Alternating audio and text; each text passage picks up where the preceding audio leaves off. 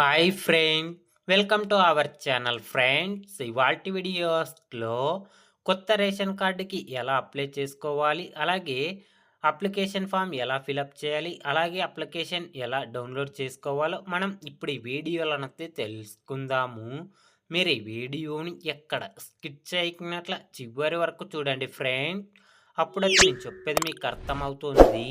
అలాగే వీడియో నచ్చితే ఒక లైక్ చేసి ఇంతవరకు మన ఛానల్ సబ్స్క్రైబ్ చేయని వాళ్ళు వెంటనే సబ్స్క్రైబ్ అయితే చేయండి ఫ్రెండ్. మీకు ఈ వెబ్సైట్ లింకు కింద వీడియో డిస్క్రిప్షన్ బాక్స్లో లింక్ అయితే ఇచ్చినాను. ఆ లింక్ పైన క్లిక్ చేస్తే ఈ అప్లికేషన్ ఫామ్ అనేది డౌన్లోడ్ కావడం అయితే జరుగుతుంది.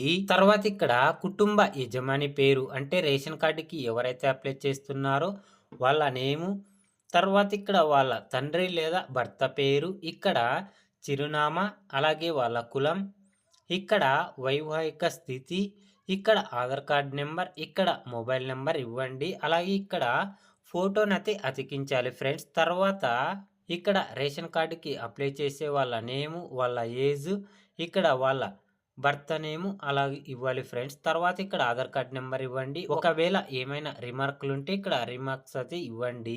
రేషన్ కార్డులో ఎంతమంది నేమ్స్ ఇవ్వాలనుకుంటున్నారో వాళ్ళందరి నేము, ఇక్కడ వయసు, ఇక్కడ సంబంధం ఏంటని ఇవ్వండి. ఇక్కడ వాళ్ళ ఆధార్ నెంబర్ని అయితే ఇవ్వండి ఫ్రెండ్స్. వాళ్ళ ఆధార్ నెంబర్లు అయితే ఇవ్వండి.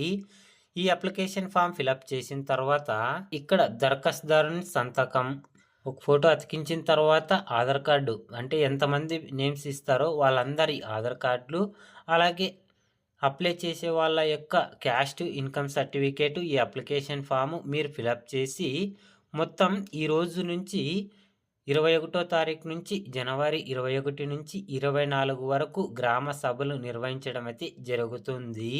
అక్కడ మీరు అప్లికేషన్లు అయితే పెట్టుకోవాలి ఫ్రెండ్స్. అప్రూవ్ అయిన ప్రతి ఒక్కరికి కొత్త రేషన్ కార్డులు ఈ నెల 26 నుంచి మంజూరు చేయడం అయితే జరుగుతుంది ఫ్రెండ్. ఇంకా మీకేమైనా రేషన్ కార్డుల గురించి డౌట్ ఉంటే కింద కామెంట్ అయితే చేయండి ఫ్రెండ్స్. ప్రతి ఒక్కరికి రిప్లై ఇవ్వడం అయితే జరుగుతుంది friends. Thank you for watching my video.